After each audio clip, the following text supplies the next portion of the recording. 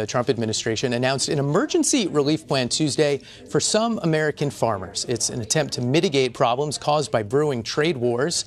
The plan features 3 programs: direct assistance to farmers, the purchasing of surplus food, which would then be sent to food banks, and a promotional campaign aimed at boosting exports. All told, it'll cost about $12 billion.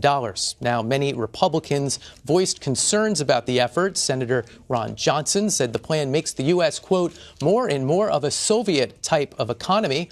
Others say the plan doesn't go far enough, and even the administration says it's just a temporary fix. CBS News White House correspondent Weijia Jiang reports. Making tremendous progress. President Trump touted his administration's tariff-heavy trade policy during a speech to veterans in Kansas City. But around the same time in Washington, the U.S. Department of Agriculture introduced a $12 billion plan to help farmers who are feeling financial pain from China's retaliatory tariffs. The proposal includes direct payments to farmers, purchasing excess crops, and building new export markets. And the farmers will be the biggest beneficiary.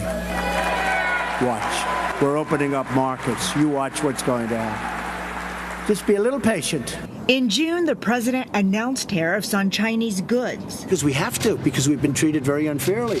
Beijing responded with tariffs on American products, including pork and soybeans, purposefully targeting Americans in rural areas, a key Trump constituency. Soybean prices hit a 10-year low earlier this month.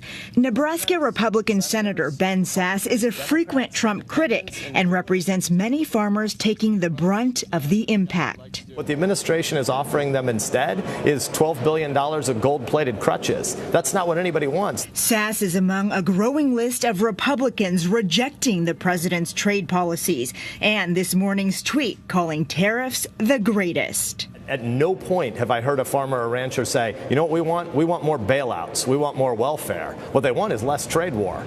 And joining me now is CBS White House correspondent Weijia Jiang. Okay, Weijia, first off, who exactly will this help be going to? So these are farmers who are already feeling financial pain from retaliatory tariffs as a result of the Trump administration tariffs. And these are mostly farmers in the Midwest because we are really looking at China and their tariffs on U.S. exports. And we know that they are big purchasers of soybeans and pork. And that is on the list of items that are being, tariffed for countries overseas. And so these farmers who say that they're already seeing that China is buying less and they're going elsewhere, like Brazil, to purchase goods, they're already feeling that effect. And so this is meant to sort of help them as the administration figures out long-term trade deals with these countries. And where does the $12 billion come from? It comes from a branch of the U.S. Department of Agriculture. It is called the Commodity Credit Corporation, and that typically addresses agriculture prices. And they're going to now funnel this money, billions of dollars, in several different ways. They're going to make direct payments to farmers. They're going to purchase excess crops that the farmers have grown but can't get rid of, and also work on finding new markets to export. We saw in your story the president taking heat, even from Republicans, especially free-trading Republicans who don't mind criticizing the president. Someone who falls into that category is Jeff Flake. He wrote on Twitter, in part, American farmers want access to markets, not taxpayer-funded bailouts. Is this the basic response out of Washington? Well, we are hearing this from a lot of lawmakers, especially those who represent farmers who are being impacted. And they say, farmers aren't looking for a bailout. They are looking for the opportunity to sell the goods that they work so hard to grow.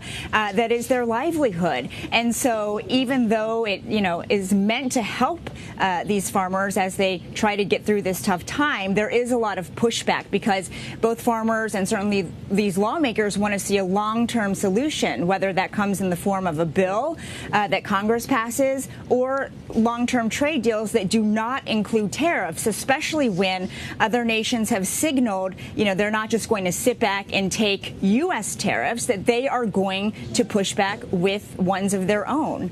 And so, yes, a lot of concern here in Washington over how the administration is playing this.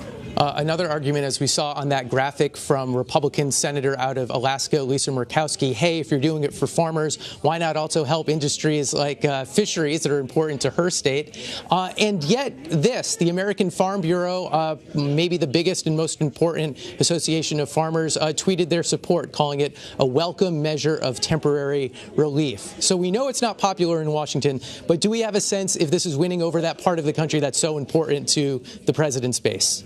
Well, I don't think it's winning them over, but certainly they understand they need this help. But the key word in the statement is temporary. It is just temporary help. And the thought is that eventually the administration is going to sort this out and they're not going to need the help. But the concern is that they don't know when that will be. And so we also talked with the National Farmers Union, and they say the problem is they support what President Trump is aiming to do and his goals when it comes to evening the playing field. They support his goals when it comes to changing trade policies, but they believe that they are getting caught up in the process and that there could have been other ways to tackle this rather than, taking the brunt of the impact. And they really feel like they are right now. And so they're urging the president to work on deals that do not include these tariffs on their products so they can resume to business as usual, because certainly right now it is not.